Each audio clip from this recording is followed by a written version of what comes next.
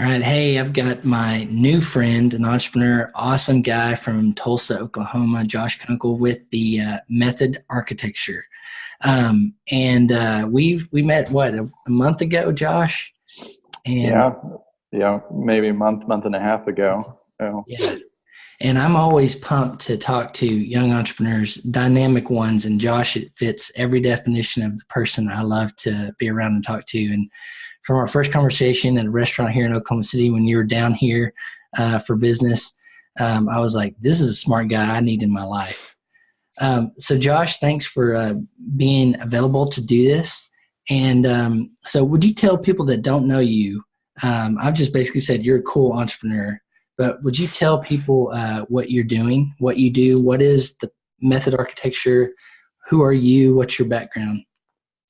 sure. So, my background, I'm a licensed architect, and my dad is a residential contractor, and I grew up doing Legos and all those kinds of fun things. But I also grew up on job sites. I dug the footing for the addition for our house at 8 years old, and Oh did man. apparently a pretty good job because the house is still standing today. And so that's really why I wanted to be an architect. Then, I met my wife, my high school sweetheart. We dated all through high school, got married, went to college at Oklahoma State, bought a house. Luckily, we didn't have kids yet. And we didn't wait very long. So we found out the week after we graduated in 2012 that my wife was pregnant with our first, with Eli. And so Tulsa was not yet, we knew we wanted to stay in Tulsa. Our family was there. We liked Tulsa and saw a lot of good opportunity there.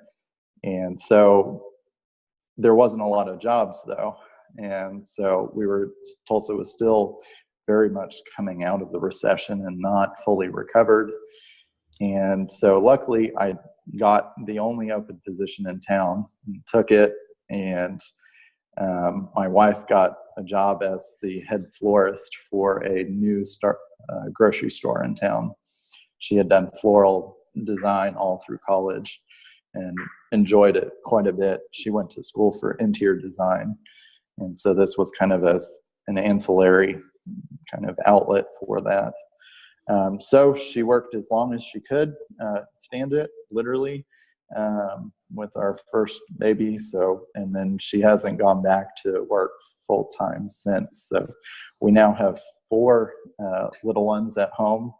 So Eli's 6, Ethan is 4, Owen is 2.5, and then Jasper is rolling up on 4 months. Man. So it's never quiet in our house.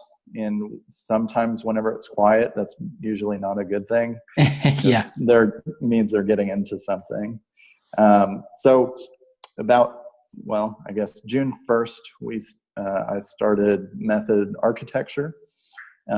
We came out of a large corporate firm, but we were the small architecture component of that firm. And we took all of our projects with us. And so we had seed projects.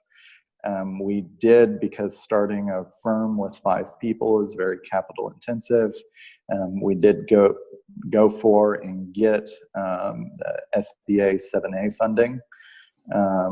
And so apparently my application was one of the more detailed that they've seen. So, and that's kind of, I'm a thinker and, sometimes can be very analytical about the process. And so as such, I'm the founder and I run the business. And so I'm currently my role has shifted to where, I'm dealing with high level architecture issues, but my team is really doing the bulk of that. And so that allows me to focus on culture and firm management and kind of those high level relationships. So you're 7 or 8 months into this entrepreneurial journey. I mean, we're talking February of 2019 right now. So yeah. fresh off this, but your team has grown a little bit since the first 5, I believe. Yes. So we had our first 5 out of the gate. Unfortunately, we did have to let one of those go, which was a big learning experience for me. First person that I've ever had to let go. But as we narrowed down the focus of the company, we just found that this person no longer fit. So since then, we've hired 2 people, part-time remote folks. So we are now a total of 6. We are 33% Hispanic and 75% female at current rate. So everything we do is progressive in that regard. So, I mean, one, what hits is that you started not just on your own. You didn't just hang out a shingle and like, I'm doing these things, but there's a group of 5 people, which is very significant. Yeah. And the diversity, I got to applaud you for that. That's really incredible. I knew that I couldn't do it by myself. I'm very skilled in some areas and not very skilled. I understand it, and I could probably wade my way through it very slowly, but I know that, I'm not going to get very far doing that. It's better to go together, go farther together than, by yourself. Absolutely. So. It harks to the African proverb I discovered a while back. If you want to go fast, go alone. If you want to go far, go together. So that resonates. That's why I think we've hit it off so fast. It's so much alignment. Even if you're considerably younger than I was when you started your business, and man, you're doing some incredible projects in Oklahoma City too. Can you talk about some of the cool things you guys are working on? Yeah. So one of the things that we're doing is historic preservation. And so we have a 5-story mixed-use project there in the Automobile Alley area. So it's a wonderful white glazed brick building that has been largely underutilized and actually sat vacant for about 20 or 30 years. But it was the home of Cane's Coffee. Cane's Coffee had started as a business, and they acquired this building in the early 40s, and that's where they actually grew to international prominence as a brand. So they had all levels of operation, from sales to roasting to the actual, canning and all of that, all in-house. So it's a pretty significant building, and we're thrilled to be bringing it back and doing it justice.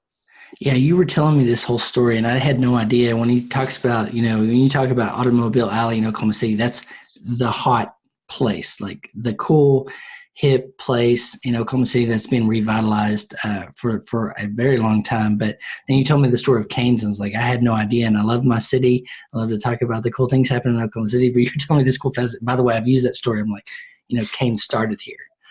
So you're making me look even smarter here. Well, how did you? So I'm curious how you got into historic preservation projects. Well, a lot of our team, we just kind of, historic preservation is really about breathing new life into things that are, dead or dying. And so it's this thought process of this rebirth that, it makes something that's useful again and productive. And then it's also honoring the history of the building and kind of celebrating that time. And, a lot of times, with historic buildings, the finish quality is a lot higher. There's a lot more detailing. It's more about natural materials and the celebration of those materials. And our team, it's just something that really resonates. Oh, yeah. That we're very passionate about. Yeah. When I hear you talk about these things, I can really sense that passion.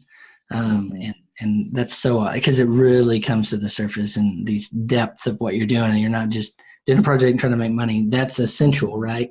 But there's this care component and passion component of what you're doing. I think that really sticks out. the other part of historic preservation projects is they're typically in urban areas, which is another area that we're focused on, is urban, mixed use, walkable kind of projects.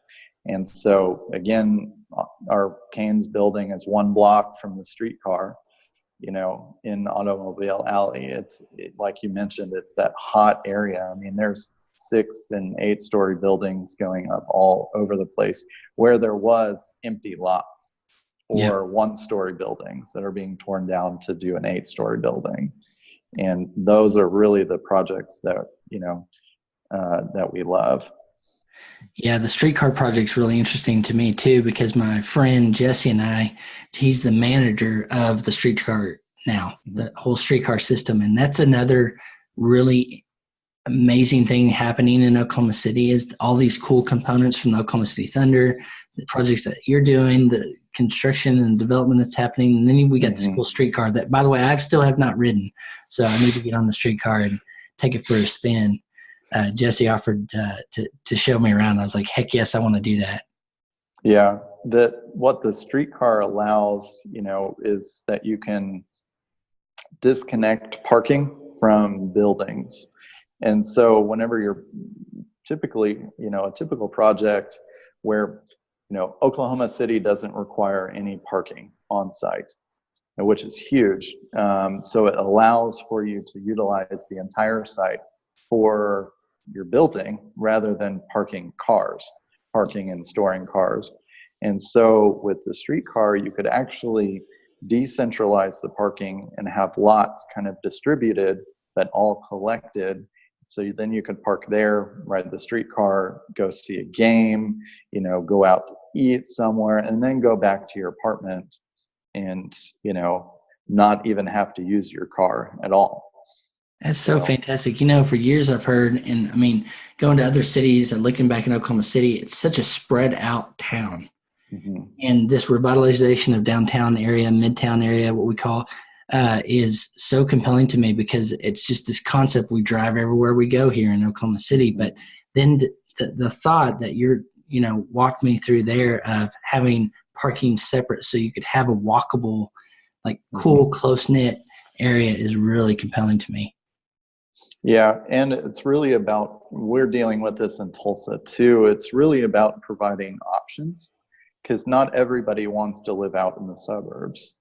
And so there's a lot of people, especially, our generation, that, wants to live in those areas where it's exciting, where there's things to do right out your doorstep, and you're part of a larger community. To where we know all of our neighbors. We're in an urban district, Kendall Whittier in Tulsa. We know all of our neighbors.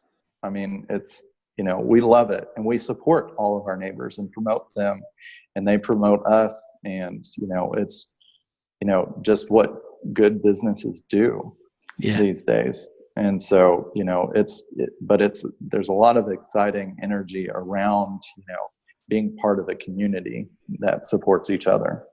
Yeah, I love that kind of return to communal sense, and I've read, and I'm not the history buff by any means, but, about the advent of the suburbs, and then you get instead of a front porch in the front, it's more like a garage, and you kind of go in, wall yourself off to the community, but it feels like this return back to a community sense of that really comes out in what you're saying too.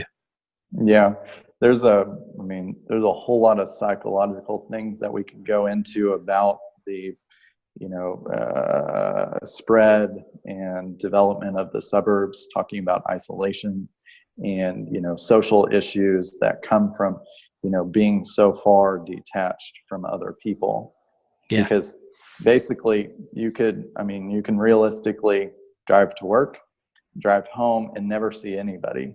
Never have to. And once you at home, you don't have to go out, especially now that you can get shipped and all of those other fun things that Amazon delivers to your door. So you don't have, we do Walmart. It took us 4 kids to do Walmart pickup, but now we're all in on it. Yeah. So, but, one, it saves us time, and two, my wife doesn't have to drag our 4 kids into the store. So it's very functional for us. But you could never leave your house and get everything brought to you and sustain. And that's really kind of depressing. Oh yeah. One of we'll have to save this for our next time, but one of the former Surgeon General wrote this piece called The Loneliness Epidemic, and everything you're saying just feeds into that. You see how this function and convenience factor feeds into a very systemic health problem, particularly in the United States, which is that social isolation that you mentioned.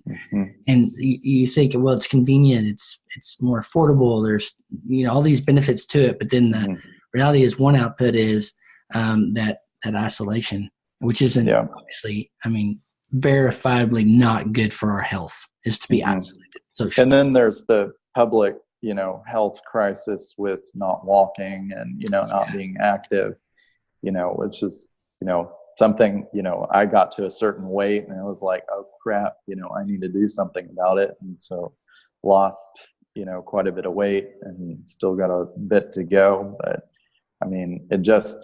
it makes it very easy to not do anything. And that's not good. What's so interesting about this part of our conversation is I've been a very vocal proponent of mental health, mental fitness, and having struggled myself with some of those key components, but I hadn't dwelled in depth on the geographic structures where we spend our time. I'm in an office here, don't really see a lot of people around. Go to my home. We live on about 4 acres, and of course I've got my family there, but haven't dwelled deeply in this kind of concept related to mental health, but it's definitely, obviously, huge component to mental health epidemic. Actually, one of the, it's interesting that you mentioned that Surgeon General paper. One of the biggest potential advocates for walkable urban communities is actually the health community, that doctors and surgeons, saying that, you need more activity. You need more, vitality in how you're living your life. So true. Yeah. Like you said, I don't have, I don't walk, I walk to my truck, I drive here, I walk to my truck, I go to lunch, I walk back to my truck. But as Lindsay, my wife, and I have traveled, we'll have our little, step counters on and go, holy cow, we're blowing up our watch because we're in these big cities like Lisbon, Portugal, or Tokyo, Japan. And how did we walk, 4 or 5 miles today? Easily, kind of getting out. When so my team, shortly after we started, we went to our national conference, professional conference, and it was in Manhattan. And we were averaging about 10 miles a day. Man. And we don't do that, Right. But one of the things that's about places, and this is a larger topic too, that, suburbs aren't really places. They're the same as all the other suburbs, but once you get into these urban cores, that it's definitively recognizable as being that place. You know exactly where you are.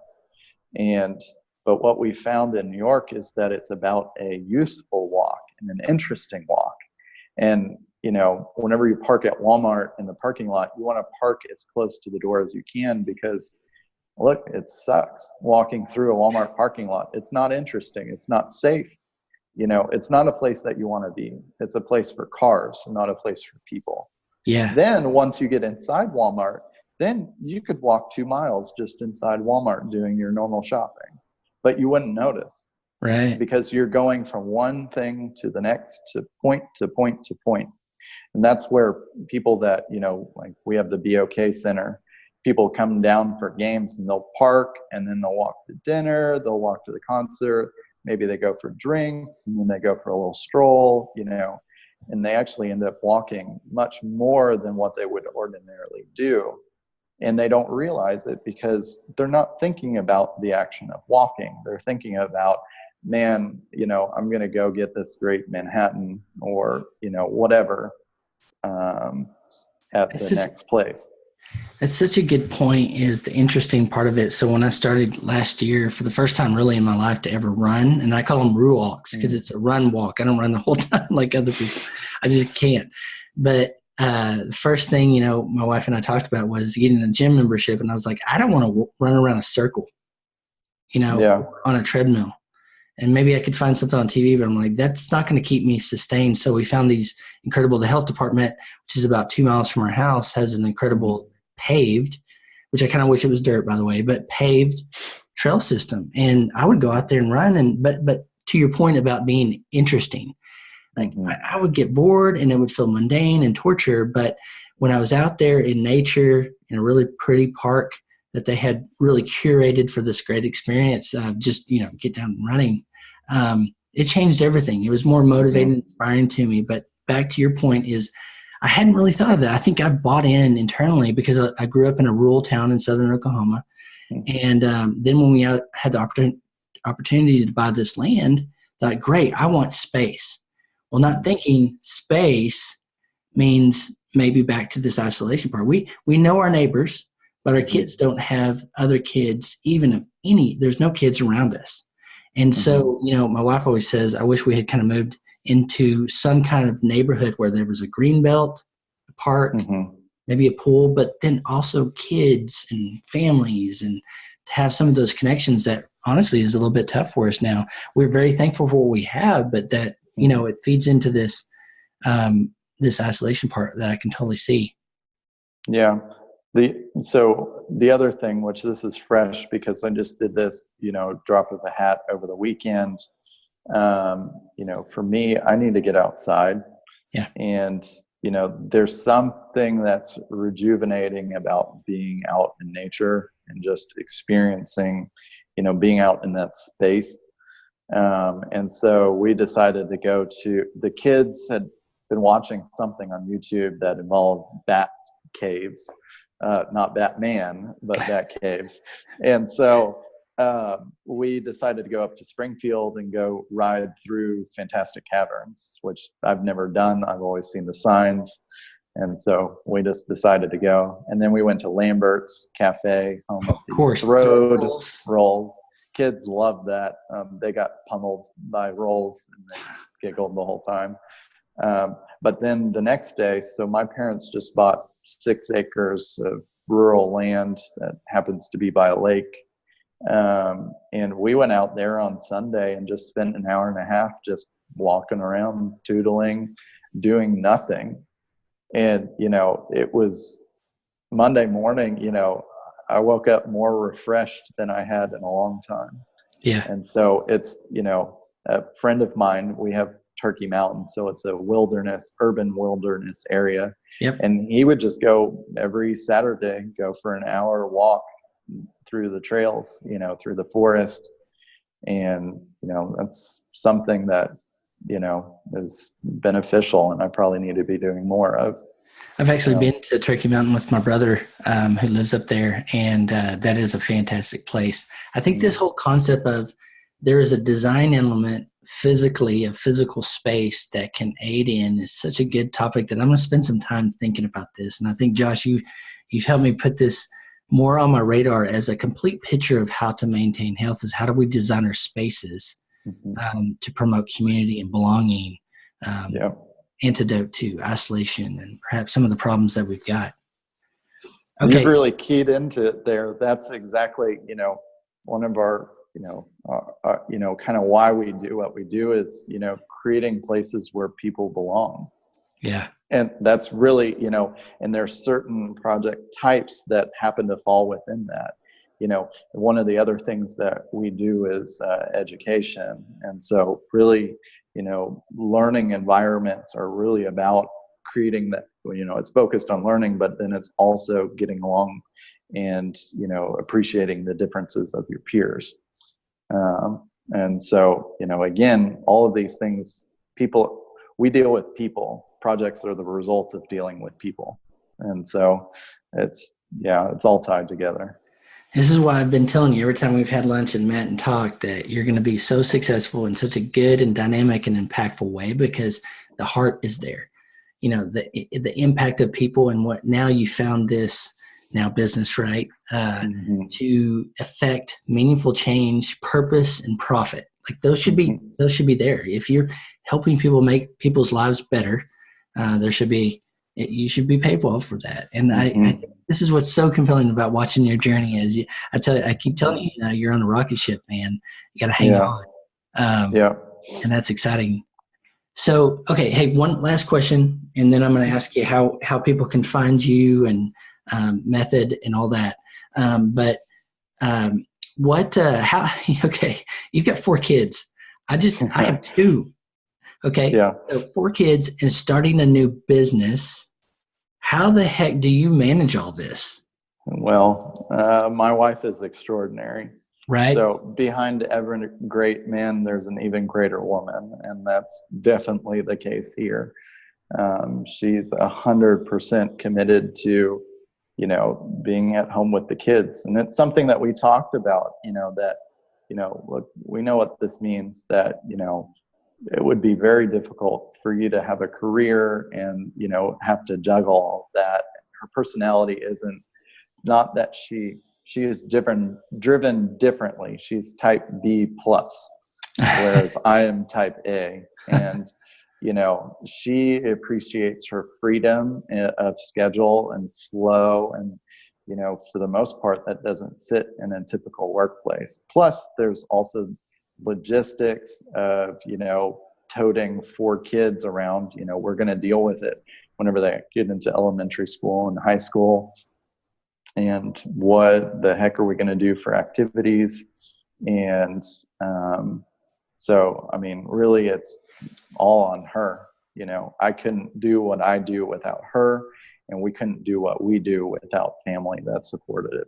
So her mom lives down the street from us, and my parents live in town. And so we see each other, probably 2-3 times a month or more, depending.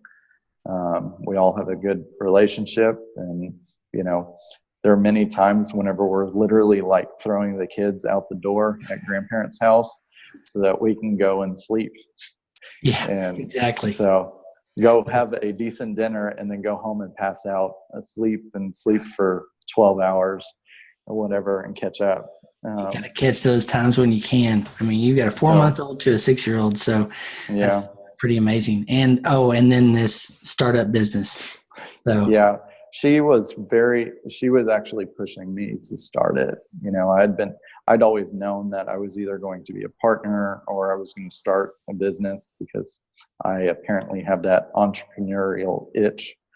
And my personality is such that, I'm an activator. I'm a quick start kind of person, like run. And then I surround myself with people who are good finishers and that are going to carry that torch, the second, third leg of the marathon. And so, again, I couldn't do any of this without, my wife being incredible. So, yeah. Yep, I hear you. Well, man, this has been fantastic conversation. I know you have good, purposeful projects to follow up on, but where can people find out more about what you do and then you personally? So people can find out about Method Architecture. We're on Facebook. We're on Instagram. We have a page on LinkedIn, but it's currently not active. And then, of course, you can go to our website, method.group. So that's where the most information is. I have also been on other podcasts, which we have on the news section of our website. You can go listen to those.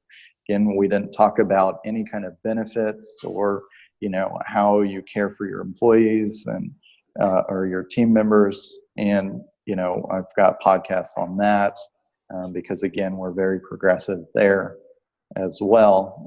And then me personally, I'm on Facebook. You can find me, Josh Kunkel, Kunkel. And,